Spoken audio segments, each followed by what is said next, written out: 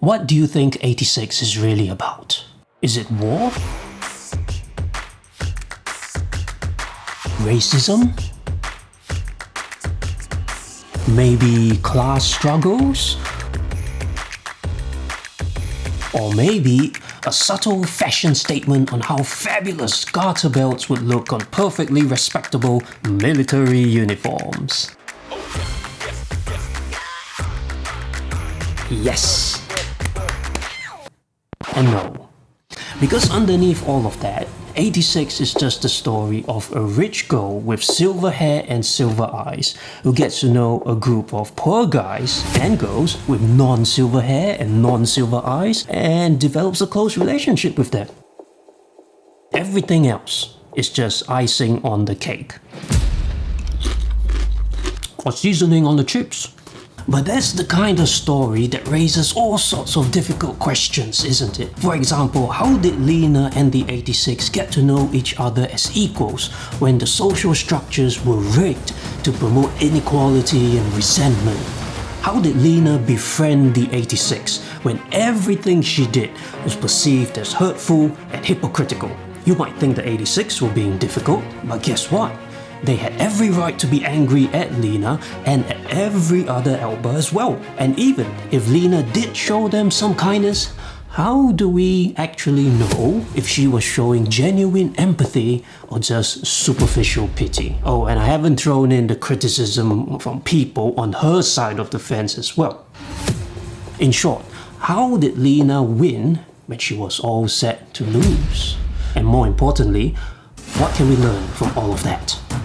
We'll be exploring all these questions today, so join me as I unpack practical insights from 86 to help you improve your life and relationships.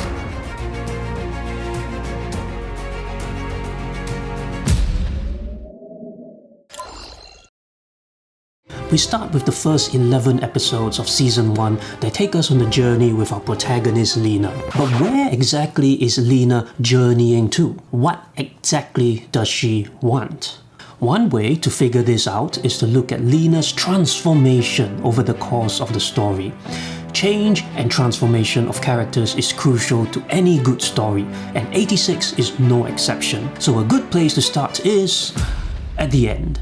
Now in this case, we have to look at what Lena accomplished at the end of the story arc in episode 11 when she receives the handwritten notes from the 5 remaining 86s. In the note, they make a variety of requests of Lena, including entrusting their beloved pet cat to her. This act implies their faith in and approval of Lena, something that wasn't there at the beginning of the series. It's clear that the 86 have formed a strong connection with her and that their relationship has grown in the interim. We also see that Lena is deeply moved by their words, a sign that she was satisfied at accomplishing what she had set out to do. So by tracing this development in the story, we can see that what Lena really wanted was to win the trust and acceptance of the 86. But don't take my word for it. Let's take a closer look at some visual elements in the anime. I think this is a good visual element.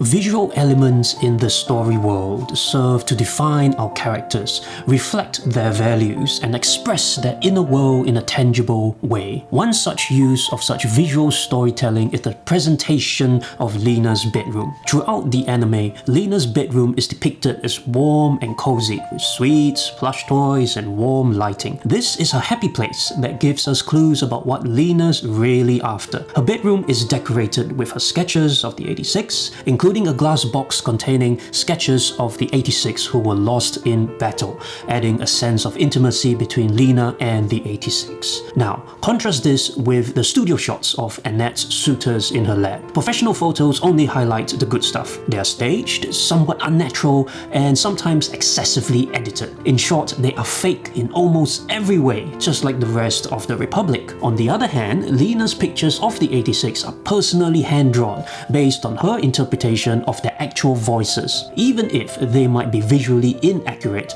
they represent Lena's authentic and honest perspective of them. In short, they are real in almost every way. Hence, what we see is a sincere and honest space for Lena to unwind and be her true self. And what does she do in this space full of warm and fuzzy feelings? She resonates with the 86 every single evening. All these elements are set up to serve only one purpose, to show us what makes Lena happy, what brings her joy, what she really wants, and that is simply to build her relationship with the 86 to ultimately win their trust and acceptance.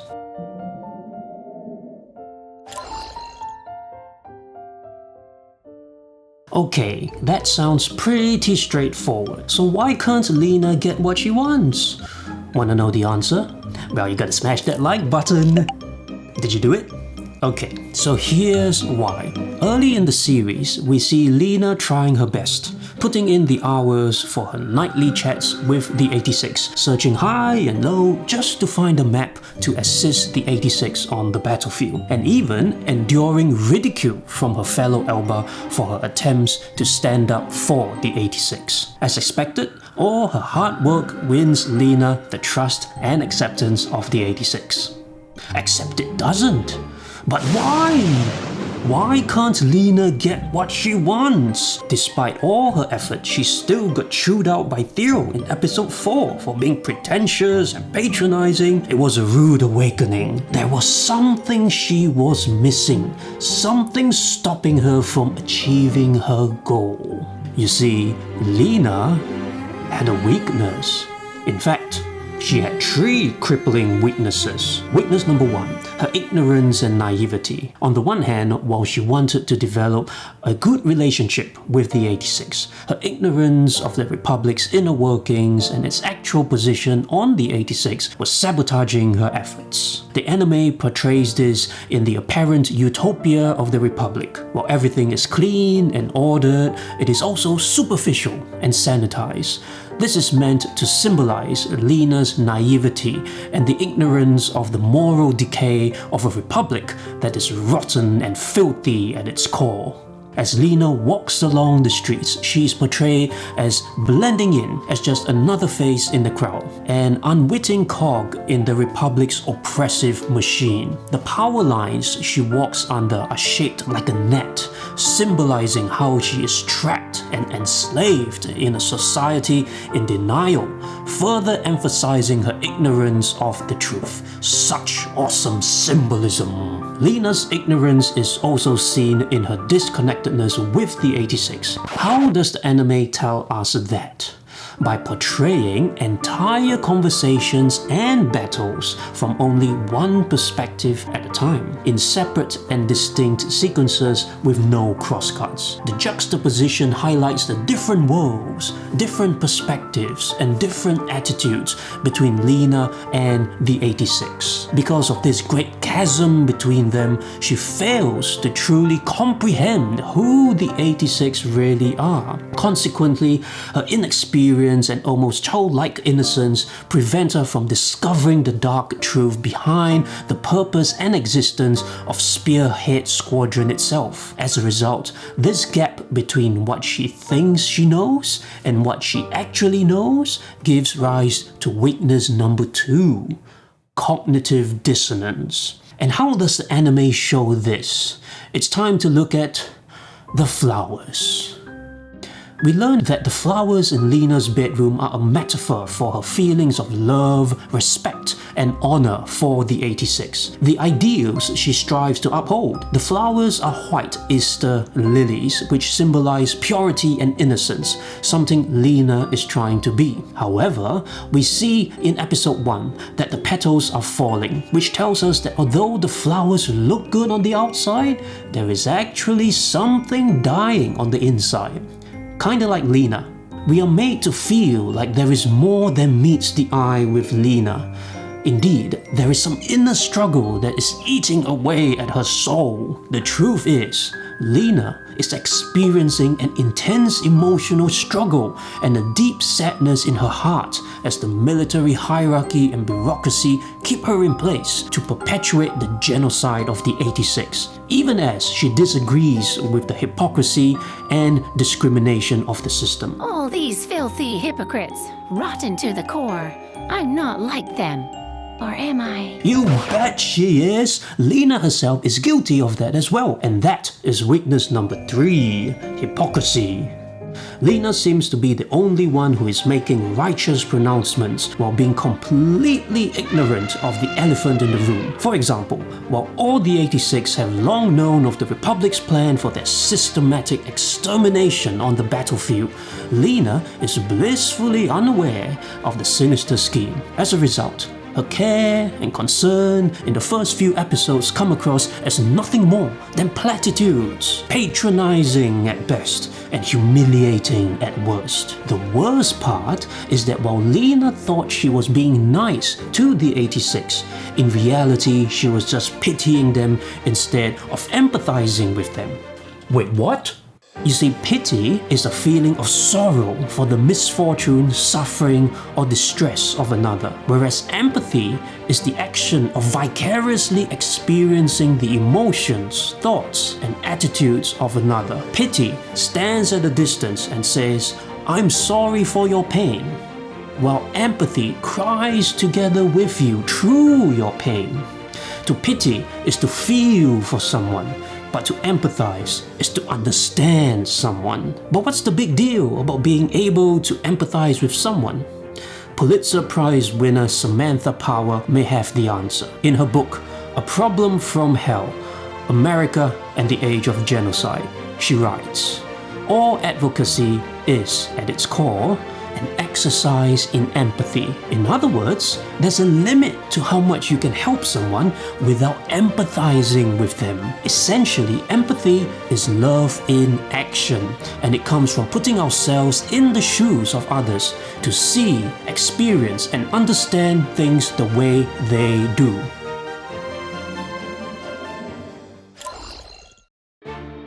So how does Lena overcome her weakness and progress from just feeling pity to really showing empathy? What steps does she take to reach her goal of gaining the trust and acceptance of the 86? And what does she learn in trying to be their advocate? Well, there are 3 lessons Lena learns that might be applicable to us today. The first lesson Lena learns is that knowing someone means more than knowing about someone. Once again, we have to look at the flowers. You see, Lena salutes the flowers in her bedroom every morning as a way of honoring the fallen 86. But there's a problem. She never knew who exactly she was honoring. There are no pictures of the 86 and neither are there any names. The truth is, Lena knows about the 86, but she doesn't really know them. This point is strongly emphasized in the dramatic moment at the end of episode 3, when Theo finally lashes out at Lena for what he views as her hypocrisy and insensitivity. In this intense moment, the flowers are missing and the vase is empty. This symbolizes Lena's failure to live up to the Republic's ideals of brotherhood and equality in her interactions with the 86. In episode 4, 1 flower has been replaced in the vase, symbolizing Lena slowly taking baby steps to learn what it really means to uphold these lofty ideals. But how exactly do you get to know someone? Well, maybe a good place to start is asking for their name. After getting chewed out by Theo in episode 4, the first thing Lena does is to ask for their names. In his best-selling classic, How to Win Friends and Influence People, Dale Carnegie reminds us that a person's name is to that person the sweetest and most important sound in any language. You see, addressing someone by their name is not only a sign of respect, but an affirmation of their intrinsic value as a human human being. As Lena realized in episode 4, a name is tied to who you are as a person, and in failing to ask for the names of the 86, she wasn't really treating them as people. When she realized this, Lena finally admitted to Shin at the war memorial that she had never faced those who had died under her command. All she had done was feel sorry for them. But this time, instead of running away from the problem, she gathers the courage to own it. So despite being of a higher rank and social status, she swallows her pride and takes the first step to apologize to the 86. Despite the fact that they hate and despise her, she personally asks for their names. Despite being told that she's not cut out for the job and she should quit, she insists that she will keep calling them to understand them better. Such determination ought to solve the problem, right? But as Raiden and Theo pointed out, they still don't think of her as an equal or a comrade, but just an idiot who's stomping on their face, lecturing them with platitudes. Have you met problematic people like that in your life? You're trying to be nice, but they just hate you? Let me know down in the comments if you have. But that's basically what happened to Lena. But observe how she responds. Lena changes her attitude from being self-centered to being other-centered. You see, before this incident, Lena just wanted to feel like a nice person to satisfy her own sense of pity. That's self-centered thinking. But after this incident, Lena wants the 86 to feel like they are valued and respected as fellow human beings. That's people-centered thinking. Yes, they may not think highly of her now, but at least they were now willing to be honest about their feelings towards her, and that is a step towards gaining their trust and acceptance. But perhaps the biggest step Lena took to really know the 86 was her use of the Para Raid. The Para Raid not only transmits sensory input that is received by the wearer, but also their emotions, and the anime uses the Para Raid as a storytelling device to expose the values of their users in this story world. This makes the Para Raid a symbol for one's willingness to know another person on a personal level. It is essentially a crucible, one that tests the metal of the sheltered elbow by connecting them with the realities of the outside world to reveal what they are really made of. The previous handlers of Spearhead Squadron prior to Lena despised the 86 and wanted as little to do with them as possible, which is why they failed miserably, either quitting or committing suicide upon hearing the haunting screams of the dead. It was far too close for comfort. Lena, on the other hand, chose to bear the pain as the cost of truly knowing and empathizing with the 86 on an intensely personal level. It was a strong and authentic desire to know the 86 that compelled Lena to stay on and continue serving as Spearhead Squadron's handler, even after experiencing firsthand the chilling and agonizing screams of the dead in episode 5. By enduring the pain and even coming back for more, Lena proved one thing. I could do this all.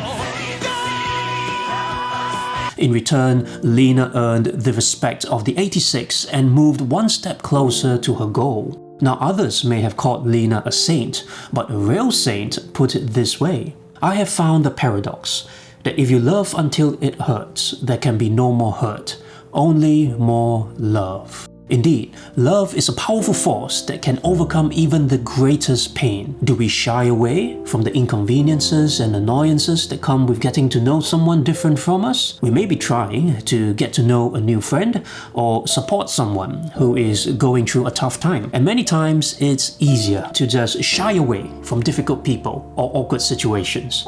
But if we do that, what needs are we leaving unmet? What breakthroughs are we missing out on? So the next time you're in a situation like Lena, ask yourself, what do I need to do to really know this person? Are there any details about the person I should remember? Are there any antisocial behaviors or offenses I could overlook for the sake of understanding this person better?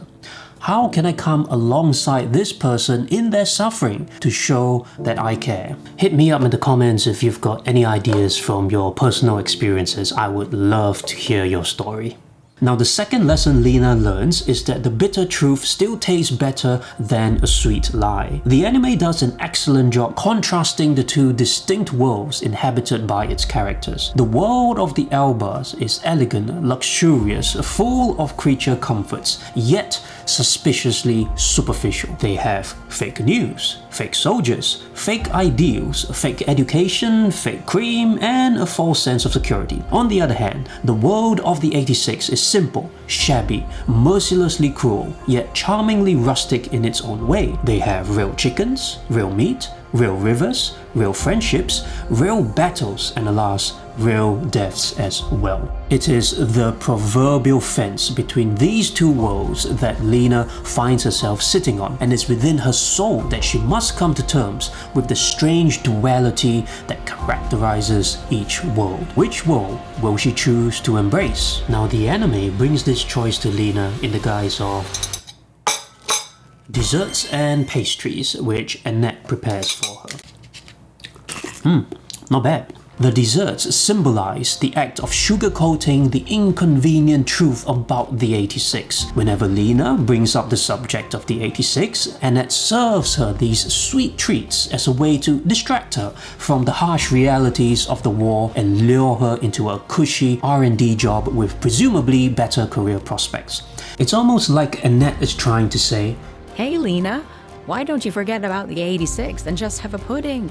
Don't worry about the war, have some cake instead." Say ah. However, the anime reminds us that the truth is often more than just a little bit sour. In episode 1, the anime uses match cuts that liken the sound and imagery of a cream puff being squished to guts being spilled in battle. In episode 4, Lena loses her interest in the pudding due to the upsetting incident with Theo, much to her dismay, as she was looking forward to having her favorite dessert. In fact, Lena's persistent pressure to face the harsh truth and do something to help the 86 finally results in Annette herself facing up to the truth when she throws her cookies on the floor in a symbolic action in episode 8. Even Annette finally realizes that the bitter realities of the atrocities committed by the Republic cannot be sugar-coated by sweet lies. It's a bitter reminder that war and fantasy don't mix, and sometimes it's just best to say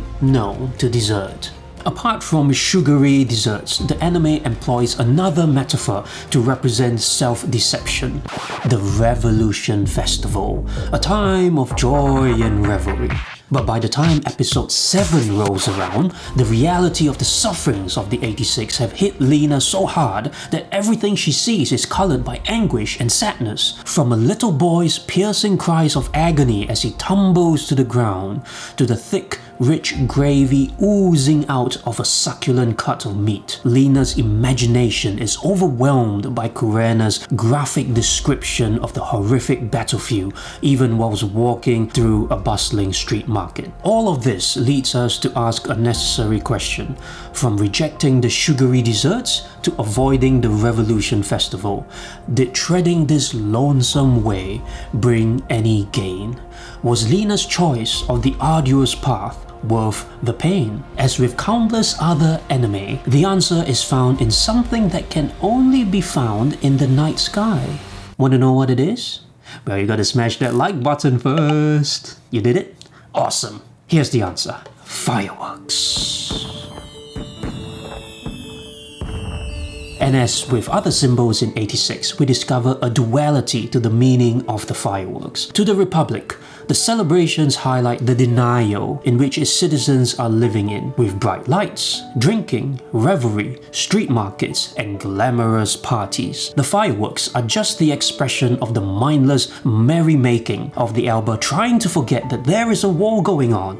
To the 86, however, their fireworks were a somber reminder of those who had departed, never to return, their memories a dull ache in the hearts of those left behind, their lives like a brilliant sparkle in the night sky, fleeting like life itself, gone but not forgotten.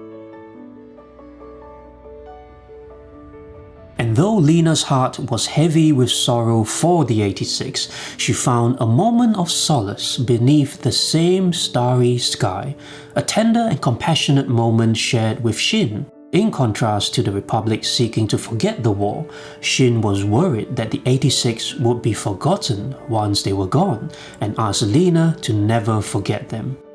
All the sadness, the pain, and the relentless struggle that Lena had endured up until now had brought her to this special yet bittersweet moment. A moment that she would never have experienced if she had remained oblivious to the lies of the Republic. In choosing the cold hard truth, Lena was rewarded with the warm, gentle affection of a kindred spirit.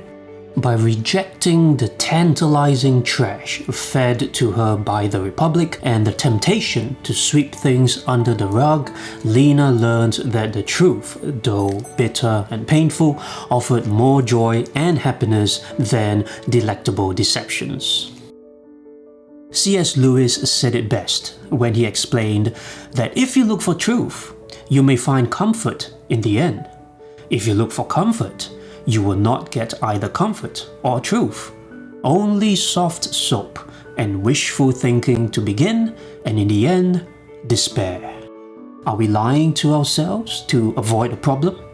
What problems are getting bigger as we live in denial? How do others suffer in our wake as we ignore reality? As they say, the truth hurts, but not facing up to the truth is probably going to hurt even more. So the next time you find yourself in a situation like Lena, here's a good question to ask.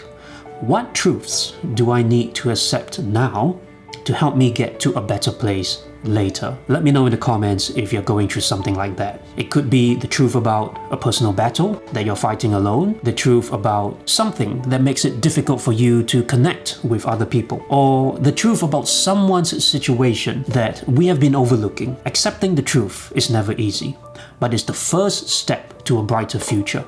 It may be difficult, yet it can be done. And who knows, you might be rewarded with a glimmer of hope earlier than you expect.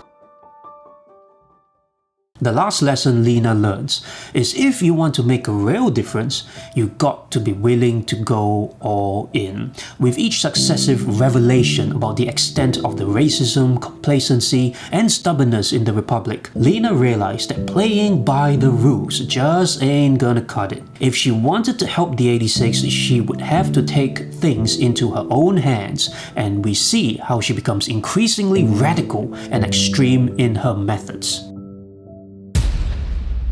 At the start of the series, her only offense was having a bleeding heart for the 86, and Lena is pretty much a model officer.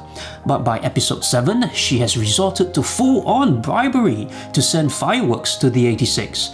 And just 2 episodes later, she finally realized how badly she had been deceived by the Republic. She was also filled with guilt, realizing that her naivety and hypocrisy had prevented her from doing more to help the 86. This pushed her to take radical action. Question is, would her resolve be strong enough to change anything? The answer lies in the final showdown. But who was she really fighting in that final battle? It wasn't a Black Shepherd Shore, and it wasn't the Legion, no.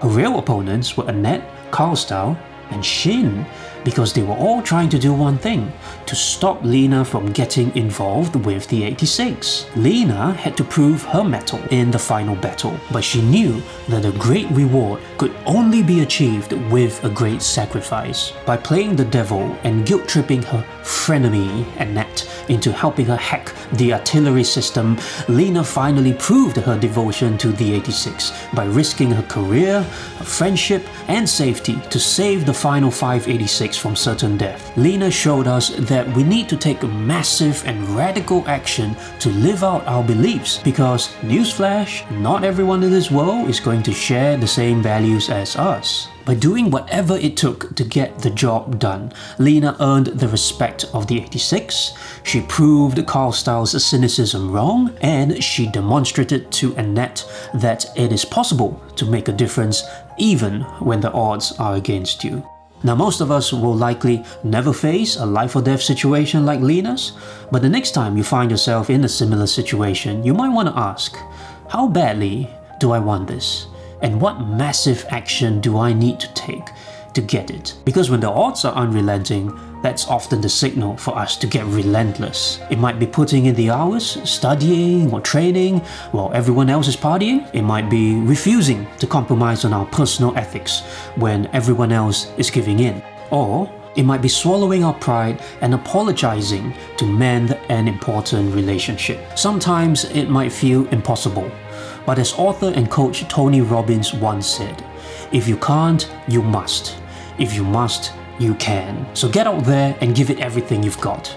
Because ultimately, if we want to make a real difference in the world, we got to be willing to go all in.